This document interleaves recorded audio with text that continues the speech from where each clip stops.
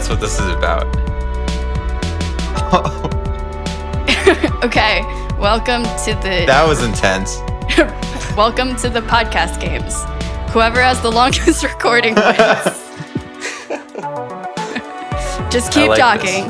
Don't stop talking. Just keep talking. All right, David, you good to go? I hope so. Nice. If this crashes and burns. Yeah. We'll But I feel like that's okay. Like, remember the first time that I came on as a guest? Like, we had many technical difficulties, and then we just decided to redo it. Oh, it was so bad. That was so funny. So, let's introduce ourselves because we are starting kind of anew. I'm Serena. I have been here this whole time. If you forgot who I am, then did you even listen to this podcast? But I play the flute. I am one of the co-founders of Creative Baggage, and I'm staying one of the co-hosts for this season on. Justin? Sick. I'm Justin. I've been here a long time, but not as long. You definitely win that. But audio engineer, saxophonist, guy who does things. It's not that deep, but yeah. And Deivy. Okay. Hi, everyone. My name is Deivy. I'm a junior at the College in New Jersey. I play saxophone, and my major is music education. And I'm an intern at Creative Baggage podcast. Yeah, so we have been working really hard this summer to build For the Lost Creative, which is our database of opportunities for creatives. And we wanted to kind of share our stories of why this is so important to us. Deivy has been helping us research opportunities all summer. Justin and I went to Budapest to pitch this project, and we won a grant for it. So it's really been a long time coming, and we've worked really hard on it. And we just wanted to share our personal stories that hopefully would motivate you to go out there and look for opportunities and see where that leads you in your creative career. I think one of the biggest opportunities that I didn't know would lead somewhere crazy was the summer after my sophomore year of college. I decided to apply for a mini study abroad. It was just 5 or 6 weeks in July going into August in Paris. And I applied with my roommate who also dabbled in French in high school. And we were like, let's just go take this course on the French language. It was through our university, but it had nothing to do with music. My roommate was a business major, and we just wanted to go get some course credits, learn French, and see Paris. And I ended up getting a scholarship to go. My roommate decided not to go because she had other things to do that summer. And I showed up and I was like, it's great to be here, but Paris is such an amazing place for music. So maybe I should reach out to a few flute teachers here, see if I can get some lessons. And what ended up happening was I met the teacher that I study with now, living in Paris. So I took a few lessons with her. We kept in touch. And when I graduated into the pandemic, we did online lessons. And I decided to come here for grad school to get my artist diploma. And even crazier than that is I'm here living in Paris, playing flute. That kind of makes sense, that trajectory. But even like where this podcast is now, having gotten the opportunity to go to Budapest, all of that stuff, how much we've grown in the past few months stemmed from me taking this original opportunity, because we were introduced to this program on Curated through one of my studio mates here in Paris. So that opportunity was on our pilot database. I've taken other opportunities that we found. I won a Curious Creators grant a couple years ago, and it was just like $300. I won second place for like a writing project that I did. Whenever we look up opportunities, if anything is interesting, like I just do it and see where it takes me. So yeah, I mean, who would have known that going to Paris to study French would lead to going to Budapest to win a grant for a database of opportunities with my podcast. That's an incredible story, Serena. And to think going to a different country is just like, I can't imagine how scary that must have been to go to a different country to play flute. It really shows your dedication to your craft. And also just like, I don't know, that's just like an exciting opportunity, you know? I think, I think, I, don't- I think I'm going to stop rambling. But I mean, I think it's more of a mind, like, my mindset was always just to like say yes to everything when I was like in school and stuff like that. And like that just kind of naturally leads you to other things. And you can't really know where that's going to lead. And like very arbitrary things end up being like the inciting incident to like major parts of your life. But you can't really know that beforehand. Like I've definitely just done things in college because I was trying to do things. And now like that's why I have some like my closest friends, or like that's why I'm have the current job that I have, or a lot of things like that. Yeah. No, also, we can talk about like career milestones and that kind of stuff, but also the people that you meet. Like, Justin and I went to school together, but we didn't know each other. We met through the podcast because he was like, wow, the first season of your podcast sounds terrible. Like, can I edit it for you? And now he's one of my closest friends. Like, it makes a difference. And also, like, when you go out of your way to take an opportunity that maybe isn't paid and you're just helping someone out, especially if it's your friend or someone that you really trust their vision, if you're just volunteering to help someone out, bringing your talents to a project that you believe in, like, then you have a lot of people in turn who are willing to help you out. Like, I can't name the number of people who were down to get on a Zoom call with me as we're figuring out how to build this database, how to get the word out there, how to get sponsors. So many people were like, yeah, I'm going to take an hour or two out of my day and just help you walk this through, maybe give you some advice, maybe look over your materials to make sure that everything is polished. And it's because along the way, like, I've definitely volunteered to help a lot of people with their projects. Yeah, no, for sure.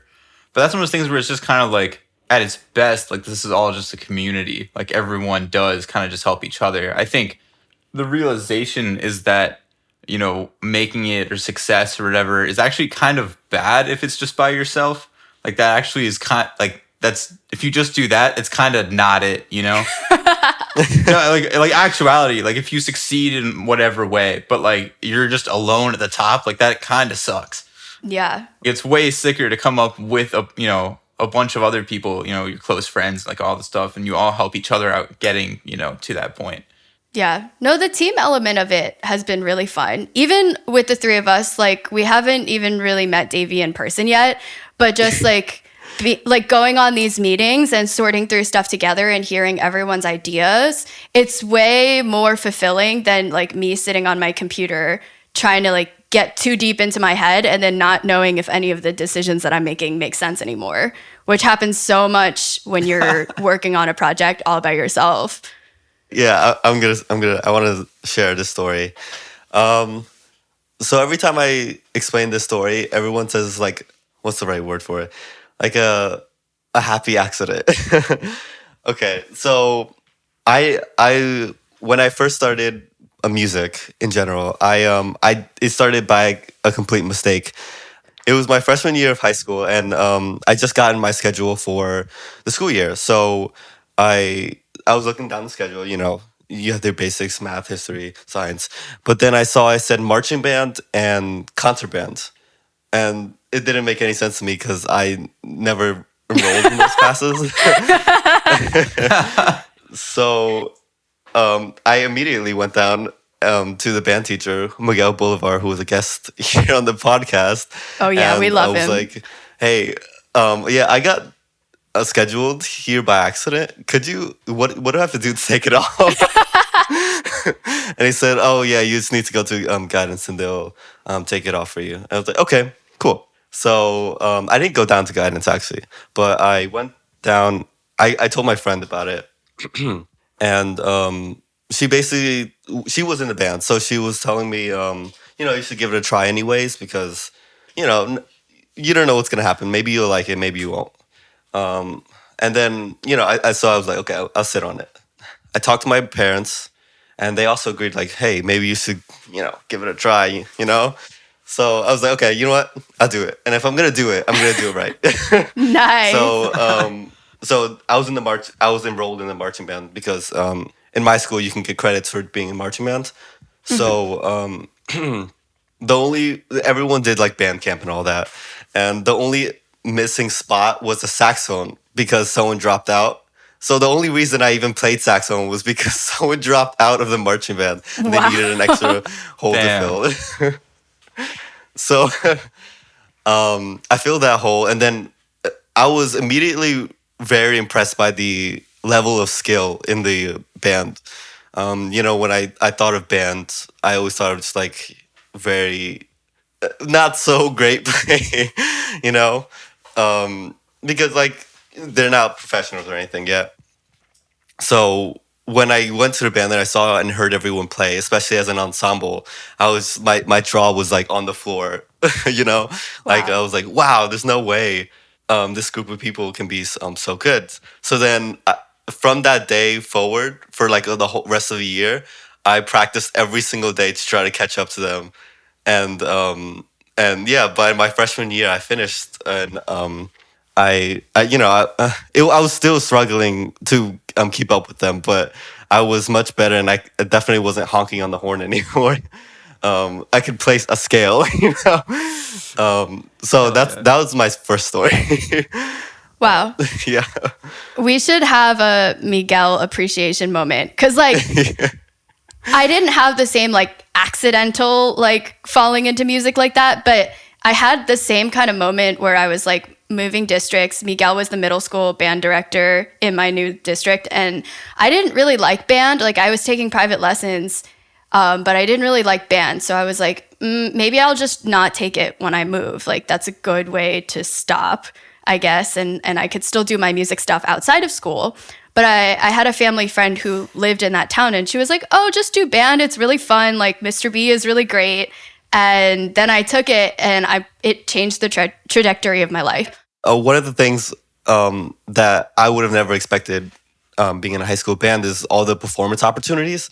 Like being able to perform. I was being a high school student in band. It allowed me to perform in New York, like MetLife Stadium, Connecticut, Pennsylvania, Virginia. It unlocked all these other opportunities that I didn't even know existed.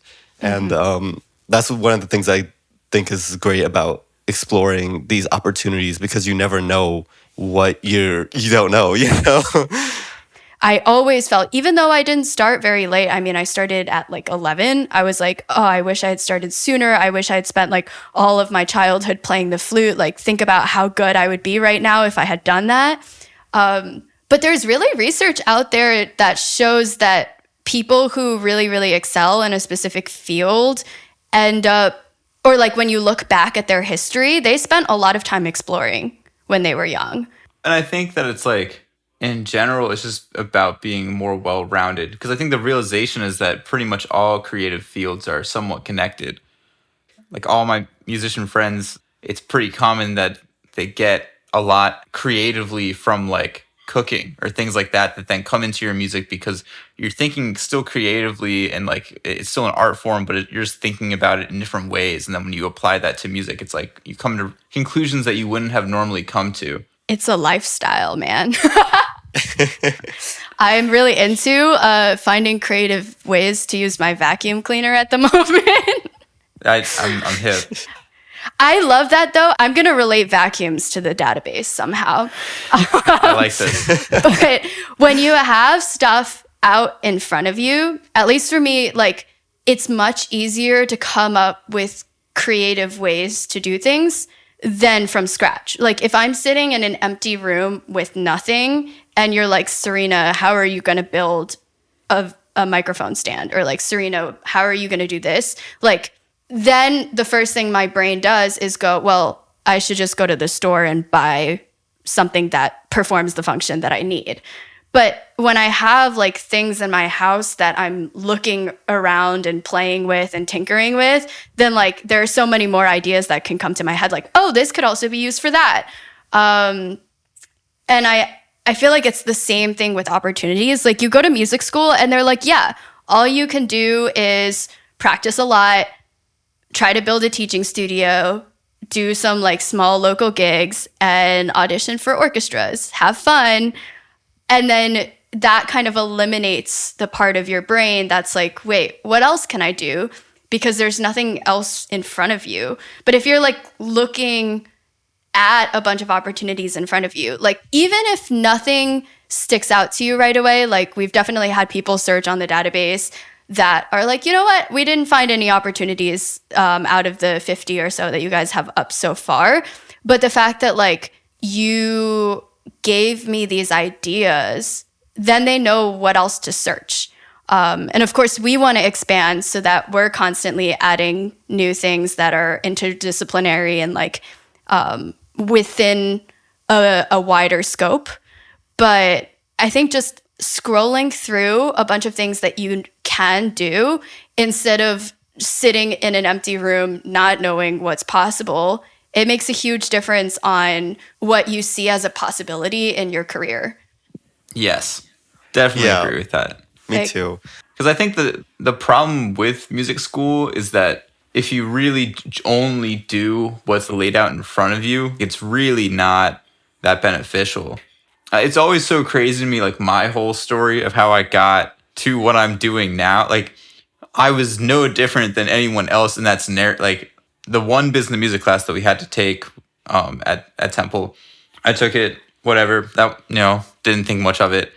But like occasionally we'd have guest lectures, and like one time there's this organization in Grammy U. It's like through the Recording Academy. It's basically just trying to get college students and stuff in, kind of that organization. And they put on events in the local chapter, a few times a year. It's like a one-time fee for the entirety that you're in college plus 2 years afterwards.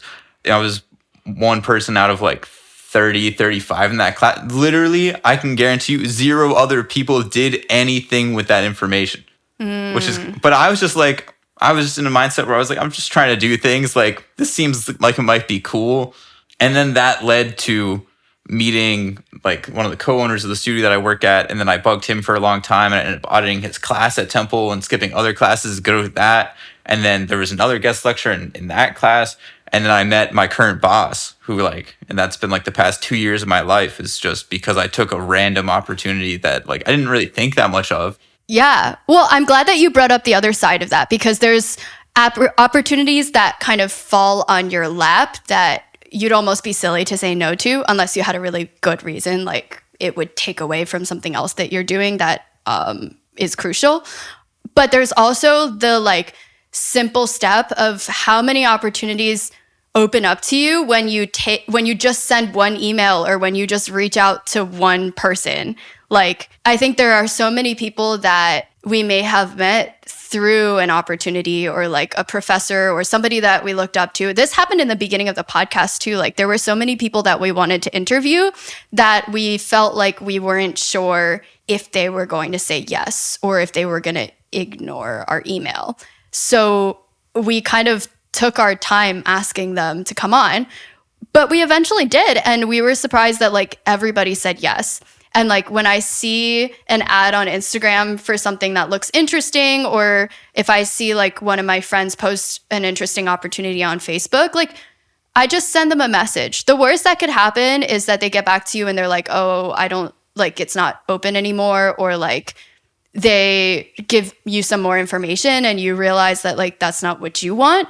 But in the best case scenario, like you could be opening yourself up to a much, much bigger opportunity. And also, like, I think that's an underrated way of learning things. Like, yeah, we take classes to learn things in school, and that's kind of the only way that we're used to.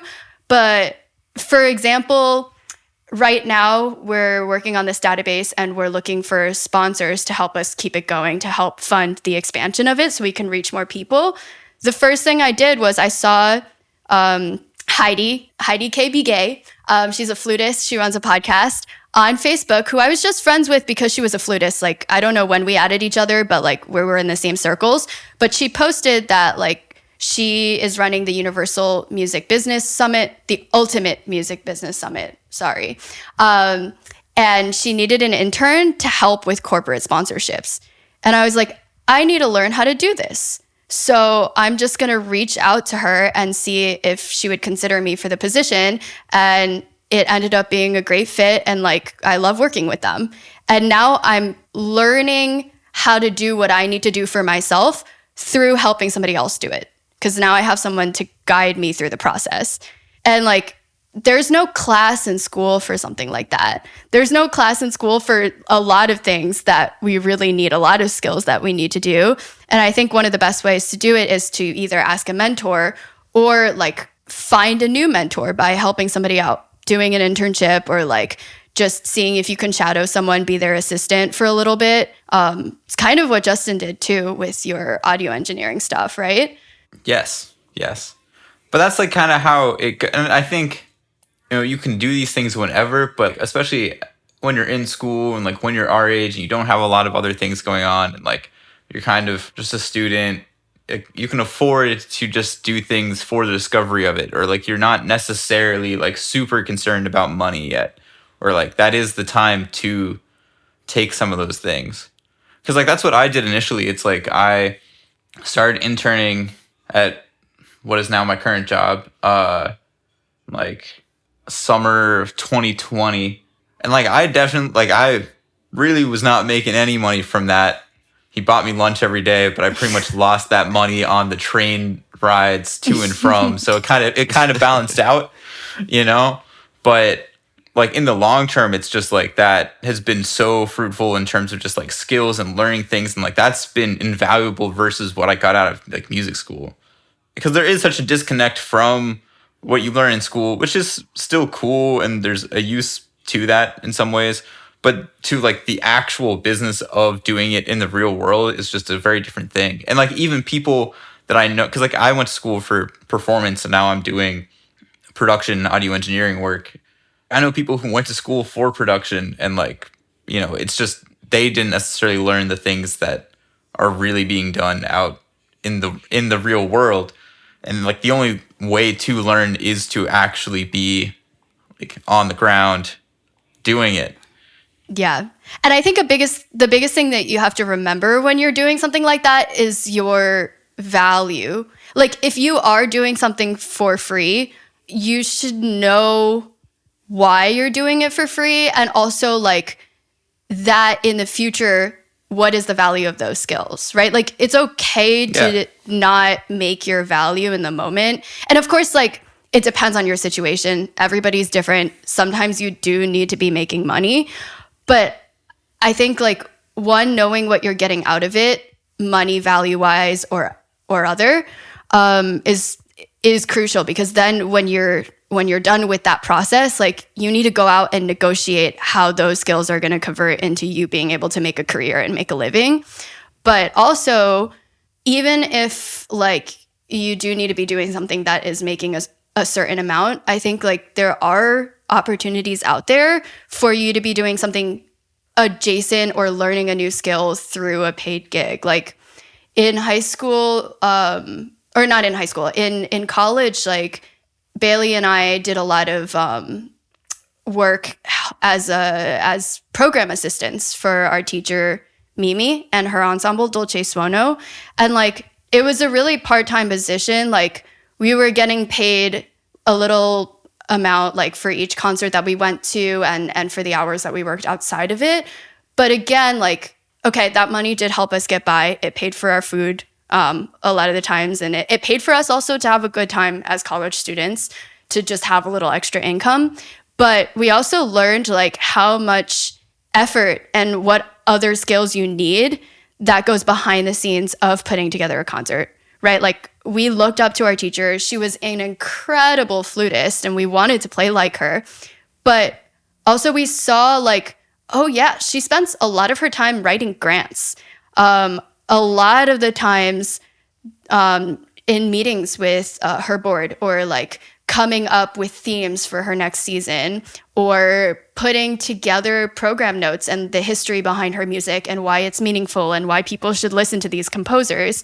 And all of that is necessary to put together a fulfilling concert. Like, sure, anybody would still want to listen to her play on her own, but like what makes her ensemble is everything that she does and the other people in her group does on top of that. So like those skills, I mean, scheduling stuff, writing emails to guests, we do also for the podcast, and it made me less afraid to do that. Same thing with like the internship that I'm doing now. Like I feel a lot more comfortable reaching out to people and asking for help or asking if they would be willing to sponsor this project, because I had some practice doing it and it wasn't personal, right? Like when you're doing your own project and when you're playing your own instrument, it feels so personal to be like putting yourself out there and saying like, help me with my goals, or like help my project grow, or listen to me play. But if you've done it a few times for other people, you realize that like it's just what everybody has to go through. And like you advocating for yourself is the best thing that you could be doing for your project.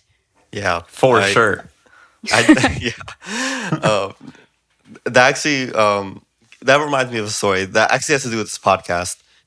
So when I was a freshman in college this time, I was speaking to my saxophone professor, shout out Kathy Mitchell, and I told her, like, I wrote down this plan. It was a 5-year plan, right? And in that plan was actually create my own podcast. In the plan, I'm not joking. So, you know, I'm going through school year. Sometimes, you know, you realize some of the plans that you want to do, you decide you don't really want to do anymore. But then I was, you know, listening to this podcast. So I was walking to school, listening to the podcast, and then about an hour later, I get a text from Serena, because we were interns together at the Mantra percussion grant internship thing. So she messaged me reaching out saying, hey, do you want to schedule like a meeting? We would love to work with you after your experience, our experience with the Mantra percussion grants internships. So obviously I was gonna say yes. You know, that I was in my plans. Like, you know, either like create my own podcast or like be in a podcast. And that just goes to show you that sometimes there's opportunities out there that you wouldn't even expect that kind of just fall into your hands in the most unexpected ways. And somehow it all ends up working out the way you want it to. Yeah. I mean, it's crazy. We did work together on Mantra, and we were just in a few meeting rooms together, like never like one-on-one, just like in a group of like 4 or 5 people. We were just doing some like grant writing stuff, which plot twist also came in handy for me as a skill with this podcast. But I just remembered that like Deivy always brought up ideas during the meeting. He was always communicative, and he always like contributed to the conversation. And I also happened to be talking to Miguel at that point in time. I was like, oh, you know, like we might need some help with this podcast, especially with the database stuff. Like there's just a lot of work to be done. And he was like, why don't you ask Deivy? And I was like, oh my gosh, I remember Deivy. And he seemed to like be really creative and into it for the Mantra stuff. So like, yeah, why wouldn't I ask Deivy? And like all it took was kind of like 2 reminders. Like 1, my initial impression of you, and 2, like Miguel bringing up your name. And then it totally clicked. And I was like, he's the perfect person for this. Yeah, when I first agreed to the Mantra internship, I didn't know what I was doing at all. You know, but I think that's the beauty of it, is you don't know what you're doing until you're doing it. And then, you know, you start learning it as you go, and then suddenly you become like this expert in this. Well, I wouldn't consider myself an expert, but I'm getting. Never mind. You are well on your way. Don't worry. Expert. You know, I I wasn't expecting to ever use this information, and I didn't know how I was planning to apply it. But with the podcast and the database, and then now that I see all these resources and opportunities, I can use it myself, but I can also tell other music students as a future music teacher. And I think that's what's amazing about what we're doing here. Aw, I love that. So sick. Yeah. I'm curious, when you said you wanted to start a podcast, like what was your kind of vision of that? So I wanted to start a podcast on music education because I noticed I went to go search up a couple of music education podcasts, and there was nothing that was really fulfilling or that I found too engaging. And the only podcast that I really thought was pretty engaging was actually the Creative Baggage, and then it was another podcast. I forgot the name, but it was by the that viola player on Instagram. Oh, that viola kid. Yeah. Yeah. Funny story. He was my orchestra mentor in high school. Oh, really? Yeah. Isn't that crazy? Yeah. I remember listening to those two podcasts, and that's exactly how I wanted to center my podcast on. But Yeah. here we are, and honestly, I couldn't have it any other way. I Aw. wouldn't want it any other way. I mean, Okay. Just saying though, you could still start your podcast. Especially like once we've done this a few times, you'll learn the skills. Justin will teach you how to edit stuff and make it all clean. Like it's not out of the question. I know plenty of people who are involved in a lot of podcasts. Obviously, it's a lot of work. But I think the funny thing though is like when you're younger or like every The how many youths. years no when I know this is happening to you, but it's like when in the past when you've like written down things that like you want to do or that you're and you don't even necessarily think about those things for like the next like several years. It's crazy when you like reference those things, because even though you weren't like consciously thinking about like, oh yeah, I said I wanted to do these things like all these years ago, like you still so many of those things you still kind of end up doing. I feel like we are who we were when we were kids. Like we didn't know it yet, but like we are kind of already the mold of who we're going to become. Well, it's like things don't change like that much, Like I've definitely noticed that when like I was end of like high school or whatever, like I definitely had a Google Doc where I was like writing down like things I was thinking, because like music career, what was that going to look like? What was I trying to get into? Like I looked at that recently and I was just like, so many of these things is what I like am either still now trying to do or like got into or like am doing. And it was just crazy because it's like I hadn't thought about that list of things in like 4 or 5 years. I feel like when I was a kid, I loved playing with like website stuff and like video stuff.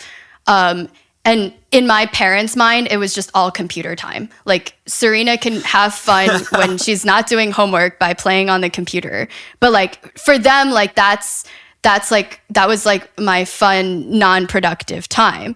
But if I look back on the times that I spent doing that versus like what was traditionally considered useful, like, I don't know, reading books or like doing homework or studying, like the skills that I built from like clicking and dragging around a bunch of videos and websites allowed me to like literally build most of our website for Creative Baggage. And like I have basic video editing skills now that like I use on and off. And of course, like at some point we can hire professionals that do all of that stuff for us. But in a project that is and was as small as this one, like we couldn't afford to do that. I just had to figure it out on my own. And like once you have the basic tools for something, again, you just tinker around with it and you use your creativity, and then you can kind of come up with ways to get around the knowledge that you don't have. But yeah, I don't know, Davey, have you noticed patterns from when you were a kid that kind of still stand? Oh, God. I would say there's nothing specific that stands out, but I always just notice that everything always ends up working in your favor, whether you realize it or not. Like whether it's financially, in relationships, or career-wise, or any kind of way. Things just always end up working in a mysterious way that you don't realize. And like the podcast, I wrote it down just like as a big list of things that I wanted to do within the next 5 years, and here I am. I would say 3 years later, and the opportunity just kind of fell into my lap, whether or not I was actually ready for it or not. Yeah, things work out in weird ways. Yeah. I think part of that might be a mindset thing too. Like, I think you get stuck in loops. Like, our brain recognizes patterns and then we draw conclusions based on that. So, like, if you have the mindset that everything that happens, you will learn something from it and take something away from it, then it starts to spiral into good things because you made an active effort to think about, like, what are my takeaways from this situation, even if it seems pretty bad. But I think it's also easy to fall into the other side of it, where, like, if you only see the bad in any situation, then you're going to fall into a vicious cycle also of, like, oh, well, what's the point anyways? And then you end up taking actions that might make you miss out on those opportunities.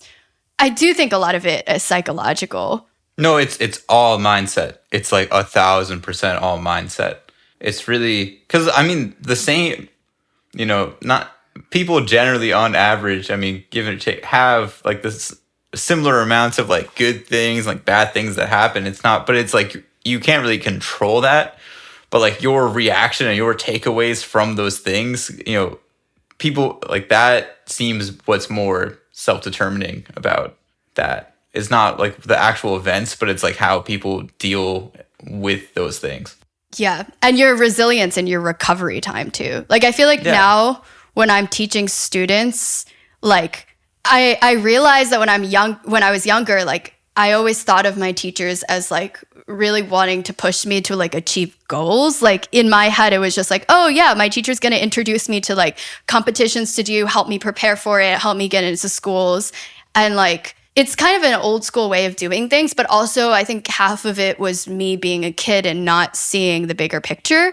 But like now for me, when I'm teaching, like for every single student, the only thing I really care about is like, are they resilient? Like, if you're going through a rough patch where you're really struggling with one thing, are you going to keep tackling it, or are we going to switch gears and like look at it from a different perspective? Like, I want to show them that if you get stuck or you're feeling down about something, that there's another way to approach it. There's another way to look at it. And it's funny because I think like adults are really good at seeing that for children. Like, if a kid falls, if anything happens, they're like, oh, they're going to get over it. They're a kid, they're going to recover. And I've noticed more with adults that sometimes when something happens to us, we're like, oh no, I'm just going to choose to stop doing this. And also, I think you see the windiness of it more when you're an adult. Because like when you're younger, you just don't see those nuances. Like, if there's a day where you sound a little bit worse, you might not even notice. I definitely didn't. Yeah. But like now it's like, if I made progress on something yesterday and it goes back, like I notice it and it's a little frustrating, and I have to remind myself that like that's normal and it happens. But just the fact that I heard it is gonna make me a little upset. Not gonna lie. But also, it's like with time, at a certain like skill ceiling, better gets really subject. Like, what is better? And so it's the whole nother can of worms. Yeah.